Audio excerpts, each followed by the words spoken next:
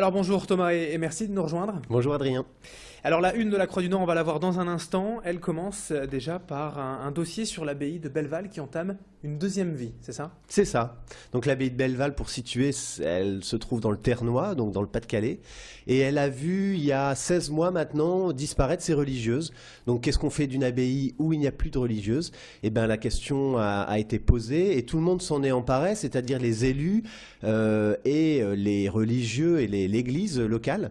Et donc l'idée a été de continuer en préservant les emplois, c'est-à-dire en continuant à faire ce que faisaient les moines, c'est-à-dire travailler et prier. Et le travail, c'est notamment du fromage et de la bière. L'activité économique, c'est un peu finalement, voilà, comment on peut sauver aujourd'hui les abbayes, ça passe forcément par ça. Tout à fait. C'est-à-dire que il y avait 5 emplois à l'époque, ils sont montés à 8 avec des personnes en insertion et espèrent atteindre d'ici quelques années le cap de 25 personnes. C'est-à-dire que là, on a une activité économique autour de donc bière et fromage, mais aussi un développement du pôle social, parce qu'une abbaye, c'est des mètres carrés, c'est des choses, un endroit qui peut recevoir du public. Donc la diversification, aujourd'hui, quelle entreprise ne se lance pas dans la diversification?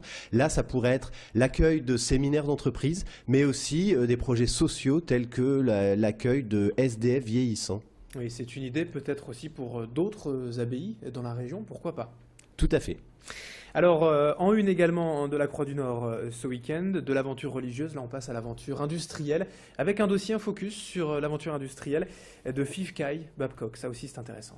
Oui, alors il y a quelques jours est sorti un livre sur cette aventure réalisée donc par deux Lillois, Emmanuel Gouillard, photographe, et Geneviève Herman, journaliste, qui ont pris le pari de raconter en 120 pages l'histoire de Fif, c'est-à-dire et en se donnant en fil directeur moitié histoire et moitié, c'est-à-dire moitié passé et moitié présent et futur. C'est-à-dire que l'histoire, on la connaît, on la rappelle rapidement, c'est le 19e siècle, dans ce quartier qui n'est pas encore complètement rattaché à Lille, mais qui est déjà très populaire, cette grande usine industrielle qui fermera au début des années 2000, en 2001.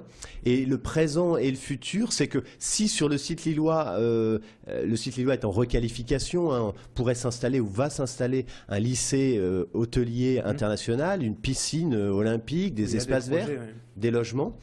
Et le groupe FIV existe toujours. Alors, Fifkai Babcock a été réduit à sa plus simple expression de FIV. Le groupe existe encore. Il est présent aux États-Unis, en Chine, au Mexique. Et son PDG, qui est interviewé dans le dossier, explique qu'il raconte toujours à ses interlocuteurs le nom du groupe vient d'un quartier lillois. Ouais, c'est une aventure, comme il y en a d'autres, hein, l'industrie est dans la région, qui vit bien sûr sa révolution. Un entretien également qui peut être intéressant à signaler également à nos téléspectateurs, pour vos lecteurs, avec Mathieu Daucher, un prêtre qui raconte sa vie, son histoire auprès des enfants dans les rues aux Philippines. C'est ça. Donc Mathieu Daucher, c'est un prêtre qui a ses racines dans la région, c'est pour ça qu'on l'a rencontré il y a quelques jours ici, mais qui a grandi à Versailles. Donc Versailles avec tous ces clichés de la bourgeoisie, et il explique lui-même que très tôt attiré par le fait de devenir prêtre, il a avec un pari avec des amis, on lui a dit t'es pas capable d'aller vivre en coopération à l'autre bout du monde pendant quelques années. Il le fait, il découvre les Philippines, il revient après, il fait le séminaire à Paris et il décide de retourner là-bas pour devenir prêtre à Manille, aux Philippines, et il raconte son premier souvenir assez marquant à l'aéroport. Il débarque et un jeune garçon d'une dizaine d'années à peine lui braque un revolver dessus. Donc là, il comprend, entre guillemets, où il tombe et la misère de ces enfants des rues, la violence et notamment la prostitution. C'est à lire donc dans la Croix du Nord cette semaine. Et puis également pour ce long week-end du 11 novembre, 3 jours, hein, peut-être pour vous qui nous regardez. 3 jours donc pour une idée de sortie, on va parler culture avec déjà un hommage à Anthony Caro. Oui, Anthony Caro, ce grand sculpteur britannique, est décédé à l'âge de 89 ans fin octobre. Il avait travaillé dans la région sur une œuvre immense à Bourbourg, dans le Dunkerquois, dans l'église Saint-Jean-Baptiste, en réalisant ce qu'on appelle le cœur de lumière, c'est-à-dire que l'église Saint-Jean-Baptiste, suite au bombardement de la Deuxième Guerre mondiale, est coupée en deux. Elle va rester comme ça pendant 50 ans. Et à la fin des années 90, l'État décide de réhabiliter le cœur, c'est-à-dire la partie vraiment au fond de l'église, réinstaller les vitraux et fait appel à ce sculpteur britannique pour qu'il installe des sculptures, pardon. Et donc on fait appel dans le Croix du Nord cette semaine à 2 personnes qui ont travaillé avec lui au cours de ce projet qui a duré 9 années, hein, entre 1999 et 2008.